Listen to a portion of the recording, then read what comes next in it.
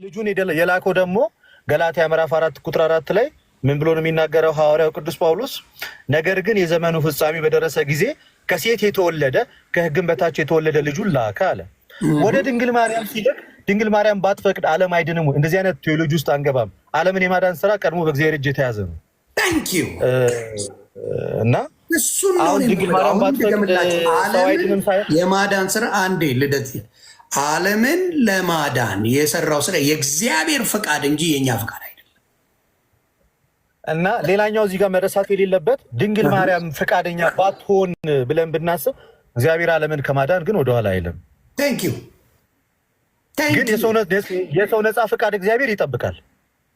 ግን እግዚአብሔር አምላክ ነው ሁሉን ነገር የሚያደርገው። ለምሳሌ ወደዚህ በዮሐንስ ወንጌል ምዕራፍ 5 ቁጥር 6 ላይ አንዱ ሰውዬ ጌታ ኢየሱስ ልትድን ትወዳለህን አለው። ነፃ ፍቃዱን ጠየቀዋል። ልትድን ትወዳለህን አለው። አይ አልፈለግም ቢለው ኖሮ ይተወው ነበር። እሱና ምን ነገር አሁን ለምሳሌ ልደት እሱ ጋር ልንገርህ፣ እዛ ጋር ተኝቶ የነበረው ሰው ለመዳን ነው ነው የተኛው። ጸበሉ ጎን የተኛው 38 ዓመት ሙሉ የተኛው ለመዳን ነው። ስለዚህ ማንም መጥቶ ልትድን ትፈልጋለህ ቢለው አዎ እንጂ እምቢ አይልም። በሽታ እየተሰቃየ ማንም ዶክተር መጥቶ የትኛውም ሰው ጋር የትኛውንም ሰው አምጣና አሞ ተኝተህ ልትድን ትወዳለህ ብትለው አይ አልፈልግም እኔ በሽታ ያዝናናኛል የሚለው ሰው አታመጣ። ይህ ውልዱ ሌላኛው ተመሳሳይ ሀሳብ ልንገራችሁ። ዮሐንስ ወንጌል ምዕራፍ 6 ከቁጥር ወደ 57 ጀምሮ ሐዋርያቶቹ ስጋዬን የበላ ደሜን የጠጣ የዘላለም ሕይወት አለው ሲል ይሄን ደሜን የጠጣ የዘላለም ሕይወት አለው ሲል ይሄ ሐዋርያቶቹን አስገድዶ አይደለም ሐዋርያት እንዲከተሉት ያደረገው። ይሰማል ድምጼ? ታች ላላችሁ ሰዎች ይሰማል? ዮኒ ድምጼ ጠፍተ ነበር። አዎ ይሰማል። ለምሳሌ ጌታ ኢየሱስ ክርስቶስ በዮሐንስ ወንጌል ምዕራፍ 6 ከቁጥር 57 ጀምሮ ስንመለከት ስጋዬን የበላ ደሜን የጠጣ የዘላለም ሕይወት አለ ብሎ ሲያስተምራቸው ይህ እንዴት የሚያስጨንቅ ትምህርት ነው ሲሉ ጌታ ምንድን ነው ያላቸው? ልትከተሉኝ ትወዳላችሁና አላቸው።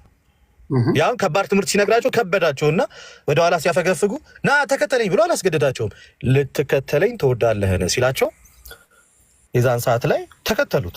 ሐዋርያትን ክርስቶስ ተከተሉኝ ሲላቸው በግዴታ አይደለም ያስከተላቸው፣ ፈቃደኛ የሆኑት ናቸው የተከተሉት እንጂ ፈቃደኛ ባይሆኑ እነ ቅዱስ ጴጥሮስ ሌሎቹም ሐዋርያት ጌታ ሌላ ሐዋርያትን ይመርጣል እንጂ የግድ ጴጥሮስ ካልሆነ አይልም። እሺ ሲሉ መንፈስ ቅዱስ ያግዛቸዋል፣ ይበረታሉ። ድንግል ማርያም ትንሽ ሀሳቤ ላይ ስማማ ይችላል። ለምን መሰለ? ያልፈቀደውን ዮናስን ነብዩ ዮናስን እንዲያደርግ አድርጎታል። አልፈቀደም። ዮናስ ያለ መፍቀድ ችግር አልነበረም የሚያጋጠመው። ከይቅርታ ጋር እዚህ ጋር ያብራራል። ዮናስ ያለ መፍቀድ ችግር ሳይሆን ዮናስ የጥርጣሬ ችግር ነው የነበረበት። ዮኒዬ ካስካየው ሀሳቡ ላይ ወደዛ ቢሄድ አልሄድም እኮ አይደለም ያለው ዮናስ አልሄድም አይደለም ያለ፣ ወደዛ ቢሄድ አይሰሙኝም ማለት የዮናስ አንፌዝፉልነስ ነው ወይም ደግሞ እምነት አላገኝም የሚል ኢሹ ነው የነበረበት እንጂ ያለ መሄድ ፍላጎት አይደለም የነበረው ዮናስ። የዮናስ ችግር አልሄድም፣ እኔ እዛ ቦታ ላይ አልሄድም፣ የኔ ፍላጎት ወደ ሌላ ቦታ መሄድ ነው ሳይሆን ያለው በሄድ እነዛ ሰዎች አይሰሙኝም የሚል ጥርጣሬ ነው ያደረበት። ያንን ጥርጣሬ እግዚአብሔር እንደዛም ሲል እኮ እግዚአብሔር ነፃ ፈቃዱን አከበረ፣ ዝም አለው። ሄደ ወደ ሌላ ቦታ ሲሄድ የማይሆን አቅጣጫ ከኛ የተሻለ እግዚአብሔር ስለሚያውቅ ዮናስ አደጋ አጋጠመው። መልሶ ግን ወደ የትኛው አቅጣጫ መጣ? እኔም ብትሰማኝ ኖሮ እዚህ ሁሉ ውስጥ አትገባም ነበራል። እስቲል የዮናስ ነፃ ፈቃድ ግን ወደ ድንግል ከእግዚአብሔር ትእዛዝ ውጭ የሚሆን ነገር የለም የምልህ ለዛ እኮ ነው። እኔም ያልኩት ያለው እግዚአብሔር ፈቅዶ ያደርገዋል እንጂ አላደርግም ብሎ ሌላ ሰው አልመረጠም። ለምሳሌ ቆይ እነ ኤልሳቤት ጋር እንሂድ፣ ዘካርያስ እና ኤልሳቤት ጋር እንሂድ። እግዚአብሔር ፈቅዶ አድርጎታል። አይሆንም ሲለው በቃ ታረግ ዝም ብሎ መሄድ ይችላል አይደል? በፈቃደኝነት ከሆነ ታረግ አፈዲዳ ይሆናል ያለው። እናንብበው የእንትናም እኮ ማለት ነው ዮኒ ያመጣው ነገር ላንብብልን። ሀሳቡ ምናልባት አንተ ባልከው መንገድ አይመስለኝም። ከይቅርታ ጋር ያው ፍለፊት ለውይይት እስከሆነ ድረስ ቻሌንጅ መደራረግ አለብን። ኦፍኮርስ ሉቃስ ወንጌል እንደተማረ ሰው የግድ ከጥቅሱ ጋር እናወራ ከተባለ የዘካርያስም ጉዳይ የአለማመን ጉዳይ ነው እንጂ የእምቢታ ጉዳይ እንዳልሆነ ላስረዳ። ከጥቅሱ እኔ አይደለም የማወራው፣ ጥቅሱ ይናገር። ሉቃስ ወንጌል 1 አይደለም? አዎ አላመንም እኮ ነው ያለው። እንደዚህ ይላል ያለማመን ችግር ነው እንጂ እግዚአብሔርን ሁለቱ ሐሳቦች ዮኒዬ ይለያያሉ። አላምንም ማለትና አልታዘዝም ማለት የተለያዩ ነገሮች ናቸው። አለማመን እንዲያምን በማድረግ ይፈታል። አለመታዘዝ ግን ኃጢአት ሆኖ ውድቀት ይሆናል። ስለዚህ እንምጣና እንየው። ሉቃስ ወንጌል ምዕራፍ 1 ቁጥር 9 ላይ እንደዚህ ይላል፣ እንደ ካህናት ስርዓት ወደ ጌታ ቤተ መቅደስ ገብቶ ለማጠን ዕጣ ደረሰበት። በዕጣንም ጊዜ ሕዝቡ ሁሉ በውጭ ቆሙ ይጸልዩ ነበረ። የጌታ መልአክ በዕጣኑ መሠዊያ ቀኝ ቆሞ ታየ። ዘካርያስም ባየው ጊዜ ደነገጠ፣ ፍርሃትም ወደቀበት። መልአኩም እንዲህ አለው፣ ዘካርያስ ሆይ ጸሎትህ ተሰምቶልሃል፣ አትፍራ። ሚስት ኤልሳቤጥ ወንድ ልጅ ትወልዳለች፣ ስሙንም ዮሐንስ ትለዋለህ አለው። ደስታና ተድላ ይሆንልሃል፣ በመወለድም ብዙዎች ደስ ይላቸዋል አለ። በጌታ ፊት ታላቅ ይሆናል፣ የወይን ጠጅና የሚያሰክር መጠጥ አይጠጣም። ገና በእናቱ ማኅፀን ሳለ መንፈስ ቅዱስ ይሞላበታል። ከእስራኤል ልጆች ብዙዎችን ወደ ጌታ አምላክ ይመልሳል አለ። እርሱም የተዘጋጁትን ሕዝብ ለጌታ እንዲያሰናዳ የአባቶችን ልብ ወደ ልጆች የማይታዘዙትን ወደ ጻድቃን ነፍስ ይመልስ ዘንድ በኤልያስ መንፈስ በኃይል በፊቱ ይሄዳል አለ። ዘካርያስም መልአኩን እኔ ሽማግሌ ነኝ፣ ሚስቴም በዕድሜዋ አርጅታለችና ይህን በምን አውቃለሁ አለው። ስለዚህ ዘካርያስ ያሳሰበው ነገር ምንድን ነው? እኔ አርጅቻለሁ፣ ሚስቴም ደግሞ ያረጀች ናት፣ ይህ ነገር እንደሚሆን በምን አውቃለሁ ብሎ ጥያቄ ሲጠይቅ መልአኩ መልሶ እኔ በእግዚአብሔር ፊት የምቆመው ገብርኤል ነኝ፣ እንድናገርህም ይህችንም የምስራች እንድሰብክ ተልኬ ነበረ። ስለዚህ አሁን የዘካርያስ ኢሹ የነበረው እድሜው ስለገፋ አንዲት ሴት የወር አበባ ማየት ካቆመች፣ አንድ ወንድም እድሜው በጣም ከገፋ በኋላ ሰውነቱ በማይሞቅበት ሰዓት ላይ ለግንኙነት ተዘጋጅና ጸንስ ብትለው ከአእምሮ በላይ ነው የሚሆንበት። የዘካርያስ ችግር የአለማመን ችግር ነው። ከአእምሮ በላይ የሆነ ነገር ነው እየሆነበት ያለው። ስለዚህ አልታዘዝም፣ አላደርግም፣ መልአኩ ያንተን ቃል እኔ አልቀበልም፣ በፍጹም ይሄ ነገር ልክ አይደለም ቢል ኦብጀክሽን ነው። የእንትና ግን የዘካርያስ ኦብጀክሽን ሳይሆን ምንድን ነው እያለ ያለው? ጥርጣሬ ውስጥ ነው የገባው። እንዴ እሷ እኮ አርጅታለች፣ ልክ አብርሃም እንዳለ። የአብርሃምም ችግር እንደዚሁ ነው የነበረው። ሚስት ሳራም ስትስቅ የነበረው እንዴት ነው እኔ ካረጀሁ በኋላ ልወልድ የምችለው? ምክንያቱም በማይወለድበት ሰዓት ላይ ይህ እንዴት ይሆናል የሚል ነገር ነው የነበረው እንጂ ያለማመን አይደለም። ከይቅርታ ጋር ወረድ ብለን የድንግል ማርያምን እንመልከተው። እዚያው ከቁጥር 26 ላይ ይሁ ታላቅ መልአክ በ6ኛው ወር መልአኩ ገብርኤል ናዝሬት ወደምትባል ወደ ገሊላ ከተማ መጣ። ድንግል ማርያም ቀድማ ቅድስት ነበረችው የሚለውን ቅድም ስታነሳው ስለነበረ እሱን መመለስ ይኖርብናል። ከዛ በኋላ ከቁጥር 27 ላይ ከዳዊት ወገን ዮሴፍ ለሚባል ወደ ታጨች ወደ አንዲት ድንግል ከእግዚአብሔር ዘንድ ተላከ። የድንግሊቱም ስም ማርያም ነበር። መልአኩ ወደ እርሷ ገብቶ ደስ ይበልሽ አላት። ይሄ በጣም የሚገርም ነገር። ከዛስ ጸጋ የሞላብሽ ማይ ጋድ። ቀድማ ድንግል ማርያም ኢቨን ቢፎር መልአኩ እሷ ጋር ከመምጣቱ በፊት ጸጋ የተሞላች ናት። መልአኩ እሷ ጋር ከመምጣቱ በፊት ጸጋ የሞላባት ከሆነች እቺ ሴት በንጽህና የኖረች ናት ማለት ነው። ጸጋ ልሞላብሽ መጣው አላላትም። ጸጋን የሞላብሽ ሆይ። ድንግል ማርያም ፉል ኦፍ ግሬስ ናት ኢቨን መልአኩ ከመምጣቱ በፊት። ከዚህም የተነሳ በህይወታ ሁሉ ቅድስናን ህይወት የነበራት ሴት ናት የምንለው ከዚህ የተነሳ ነው። ቀጠላለና ጌታ ከአንቺ ጋር ሊሆን ነው አይደለም ያላት። ጌታ ኦልሬዲ ከአንቺ ጋር ነው። ጌታ ከእርሱ ጋር የሆነለት ሰው ደግሞ ማጅን ምን አይነት የቅድስና ህይወት ሊኖረው እንደሚችል። ቀጠላለና አንቺ ከሴቶች መካከል ልባርክሽ መጣው አይደለም ያላት። የተባረክሽ ነሽ which is past ነው። የተባረክሽ ነሽ ነው ያላት። ስለዚህ ድንግል ማርያም የተባረከች ሴት ናት። that's why እሷ ቅድስት ናት የምንለው። እርሷን ባየችው ጊዜ ከንግግሩ በጣም ደነገጠች። ይህ እንዴት ያለ ሰላምታ ነው ብላ አሰበች ይላል። ምክንያቱም እንደዚህ አይነት ሰላምታዎችን ከዚህ በፊት ሰምታ ስላልነበረ ይሄ ስትሬንጅ ሆነባት። ሃው ይሄንን ስለኔ ጸጋ መሞላት ከሴቶች ሁሉ ስለመመረጥ ይሄ ሰው እንዴት ሊያውቅ ይችላል የሚል አይነት ነገር ይመስላል ጥያቄዋ። ከዛስ መልአኩም እንዲህ አላት፣ ማርያም ሆይ በእግዚአብሔር ፊት ጸጋን ላስገኝሽ መጣው አላላትም። በእግዚአብሔር ፊት ጸጋን አግኝተሻል። 100% እርግጠኛ ሆኖ መልአኩ እየነገራት ያለው ኦልሬዲ አንቺ ጸጋን ያገኘሽ። መልአኩ ያውቃል እኮ የእግዚአብሔር መልአክ ነው።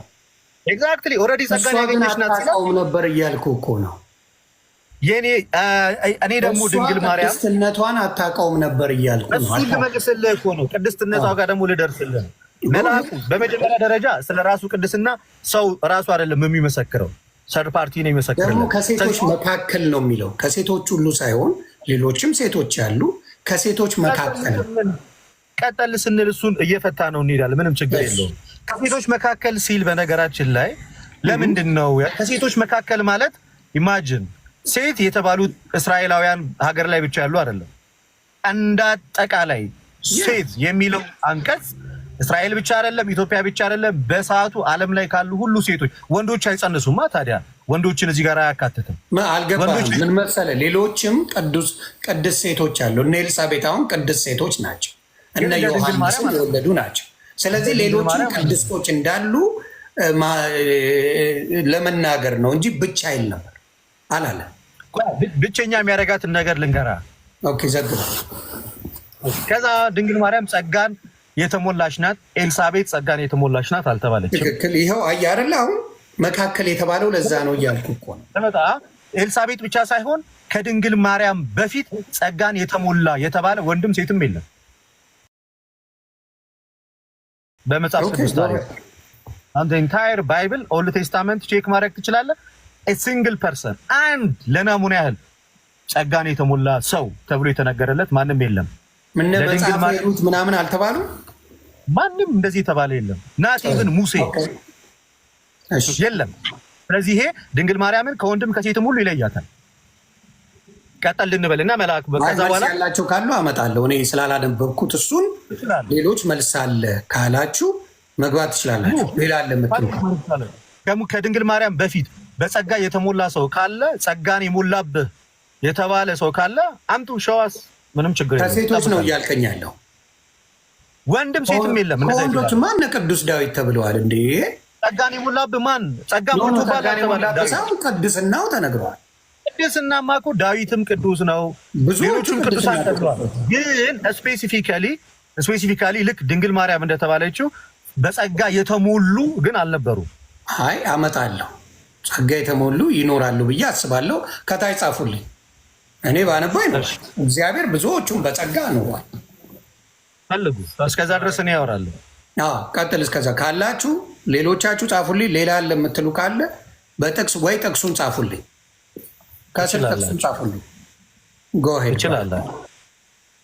በነገራችን ለመጽሐፍ ቅዱስ ብቻ አይደለም የምላችሁ፣ በቤተክርስቲያን ታሪክ ውስጥ ራሱ ለድንግል ማርያም የሚሰጠውን ቦታ የሰጠ አንድ ቤተክርስቲያን አባት የለም። እሱንም ከፈለጋችሁ ማስረጃ ላመጣ እችላለሁ። የድንግል ማርያምን ክብር፣ ድንግል ማርያም ያላትን ጸጋ ሌሎች አላቸው ብሎ ያስቀመጠ የቤተክርስቲያን አባት ራሱ አናገኝም። አይደለም መጽሐፍ ቅዱስ ላይ ኢቨን ኦን ዘ ኤርሊ ቸርች ፋዘርስ ፈርስት ሰከንድ ሰርድ ሴንቸሪ ላይ ራሱ የለም እንደዚህ አይነት ትምህርት። ኤኒዌይስ ልቀጥል፣ እኔ ሀሳቢ ላይ ልቀጥል። አለ የሚል ሰው ካለ ማሳየት ይችላል። አለ ካሉ ጥቅሱን ጻፉ ከስርና እኔ ያነብላቸዋል። ውይይቱን ያደረኩት የኦርቶዶክስ እና የፔንቴ ጉዳይ አይደለም። ይሄ የኦርቶዶክስ አባት በተናገሩት ንግግር ላይ እየተነጋገረ እሱ ላይ እኔም እንትን እልበታለሁ። ቅድም ዮኒ ካየ ትድልኝ ፈልጋለሁ። የሚዋረዱት አባታችን ምን ጥፋት እንዳጠፉ ማወቅም ስለምፈልግ ነው። ኤግዛክትሊ መሳደቡ ምናምን አባታችንን የደረሰባቸው ስድብ 100% አልደግፈውም። ስህተት ከሆነ ስህተት ተብሎ መናገር ነው እንጂ መስደብ፣ ማዋረድ፣ ይሄ መሞለጭ ክርስቲያናዊ ስነ ምግባር መጽሐፍ ቅዱስ የማያነብ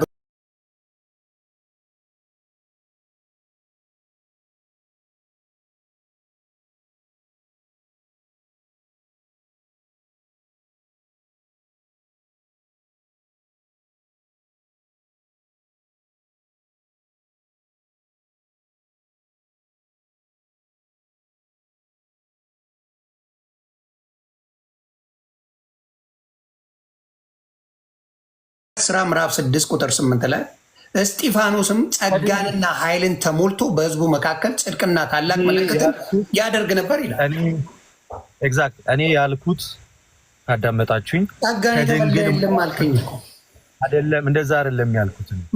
ከድንግል ማርያም በፊት ከዛ በኋላማ እኮ ጸጋ መንፈስ ቅዱስ እኮ እኛም በልጅነት እኮ ጸጋን አግኝተናል። ክርስቶስ ሞቶ ዓለምን አድኖ ጸጋንማ እኮ ለሁላችንም ተሰጥቶናል እኮ። እኔ ያልኩት ክርስቶስ ወደኛ ሳይመጣ መልአኩ በሚያበስራት ሰዓት ላይ ከዛ በፊት በኦልድ ቴስታመንት ከድንግል ማርያም በፊት ከድንግል ማርያም በኋላማ ጸጋው እኮ ለብዙዎቻችን ተትረፍርፏል እኮ። እንዴ ስለዚህ አሁን ያልከኛለሁ። ቆይ አንዴ ልደት በብሉይ ኪዳን ዘመን ጸጋ የተሞላ ሰው የለም እያልከኝ እኮ ነው። አንድ ሰው እንደዛ የተባለለት ካለ አሳዩኝ። ኦኬ ቀደም ያልኩት እንደዛ ነው። አይ ያመጣሉ፣ እርግጠኛ ነኝ። ጥቅስ ጻፉልኝ ቤተሰብ። የስጢፋኖስንማ አምጡልኝ ቤተሰብ። አይደለም እስጢፋኖስ እኮ እኛ ራሱ እኮ ጸጋው በእምነት ያዳነን ክርስቲያኖች ነን። እሺ ካለ የሆነ ሰው እኔ ከፕሮቴስታንቶች ማስገባት ፈልጋለሁ። አለ ይኖራል፣ እርግጠኛ ሆኜ ባልናገርም ይኖራል። በእርግጠኝነት ይኖራል። ምክንያቱም በብሉይ ኪዳን ዘመን ጸጋ የተሞሉ ሰዎች በደንብ ነበሩ። ልቀጥል እኔ ሀሳቤ ቀጥላል። እዚህ ጋር ካላችሁ ሪኩዌስት አድርጉኝ። ቀጥላለና መልአኩ መልሶ እንዲህ አላት፣ ማርያም መልአኩን እንደዚህ ይላል፣ እርሱም ታላቅ ይሆናል አለ። እነሆ ትጸንሻለሽ፣ ወንድ ልጅ ትወልጃለሽ፣ ስሙን ኢየሱስ ትይዋለሽ። እርሱም ታላቅ ይሆናል፣ የልዑል ልጅ ይባላል። ጌታ አምላክም የአባቱን የዳዊት ዙፋን ይሰጠዋል፣ በያዕቆብ ቤትም ለዘላለም ይነግሳል፣ ለመንግስቱም መጨረሻ የለውም ሲላት፣ ማርያም መልአኩ ምን አለች? ወንድ ስለማላውቅ ይህ እንዴት ይሆናል አለች። ይሄ ነው የድንግል ማርያም ንጽሕና የሚያስመሰክርልን ትልቁ ነገር። ወንድ አላውቅም ጭራሽ ነው። ድንግል ወንድ አላውቅም ማለት ድንግል ማርያም አጠገባ ወንዶች የሉም ማለት አይደለም። ወንድ እኮ አለ፣ ታያለች እኮ እናትና አባቷም እኮ ወንድ እኮ ነው። ወንዶች ባሉበት ማህበረሰብ ውስጥ እኮ ነው ድንግል ማርያም ያደገች። አላውቅም ወንድ ማለት ከወንድ ጋር አልተኛውም ድንግል ላይ ማለት ነው። ንጽሕናዋን ያሳይም፣ ንጽሕናዋን ያሳይም። ይሄ በዛ ዘመን እኮ ብዙ ደናግላት ነበሩ። ያሁን ዘመን ባልሆነ እንጂ ብዙ ደናግላት ነበሩ። በእነማዬ ዘመን እንኳን በእኛ ዘመን እንኳን ደናግላት ብዙ ሴቶች ነበሩ። ደናግላት መኖራቸው አሁን ዘመን ተበላሽቶ እንጂ ብዙ አሉ። ያ ከባድ አይደለም። አንተ ባልከው መንገድ አይደለም። ደናግልማ ድንግል ሊኖር ይችላል። ዛሬም እኮ ድንግል አለ እኮ፣ ምንም እሱ አያሳስብ። መነኮሳትም እኮ ደናግላት ናቸው እኮ። ፖይንቱ እሱ አይደለም። የእግዚአብሔር ልጅ ትወልጃለች እየተባለች ወንድ አላውቅም የሚለው ንግግሯ እኔ ከወንድ ጋር በሚደረግ በየትኛውም ግንኙነት የመውለድ ምንም አይነት ፍላጎት የለኝም ብላ መናገሯና ማስረዳቷ ንጽህናዋን ጠብቃ ለመኖር የተዘጋጀች በፍጹም በእንደዚህ አይነት ሀሳቦች የማትያዝ ሴት መሆኗን የሚያስረዳ ክፍል ነው።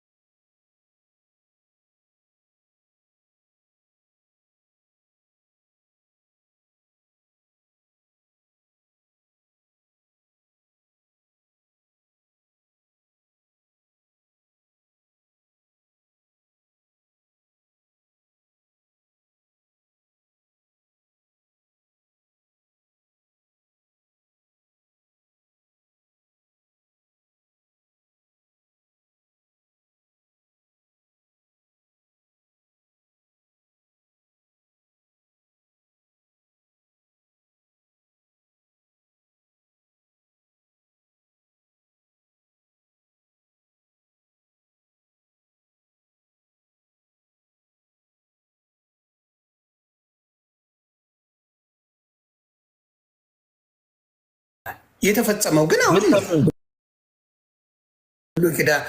አዲስ ኪዳን ላይ ምን ተብሎ የተነገረለት ነው? መንገዱን እንደሚጠርግ አልተነገረለትም። እና ታዲያ በጸጋ ስለመሞላት ስለምናምን የተነገረው ታዲያ